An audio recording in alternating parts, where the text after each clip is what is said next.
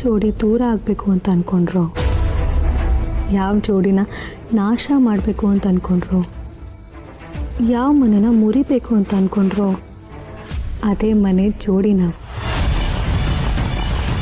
ಆದರೆ ಇವತ್ತು ನೀವೆಲ್ಲಿದ್ದೀರಾ ನೋಡಿ, ಅದೇ ಜೋಡಿ ಕಾಲತ್ರ ಇದ್ದೀರಲ್ಲಪ್ಪ. ಈ ಕ್ಷಣ ಇದೆಲ್ಲ ಮಾಡಬಾರ್ದು, ಏನೇ ಪಾಪ ಮಾಡಿದ್ರು ನನಗೆ ಜನ್ಮ ಕೊಟ್ಟಿದ್ದಾರಲ್ಲ ಅಂತ ಅಂದ್ಕೊಂಡೆ.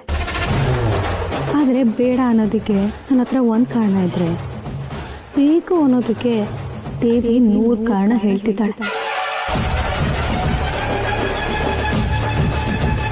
ಮಾವನ ಕನಸಲ್ಲಿ ದೇವಿ ಬಂದು ಇವತ್ತು ನಿನ್ನನ್ನು ನೋಡಬೇಕು ದೇವಸ್ಥಾನಕ್ಕೆ ಬಾ ಅಂತ ಕರೆಸ್ಕೊಂಡ್ಲಂತೆ.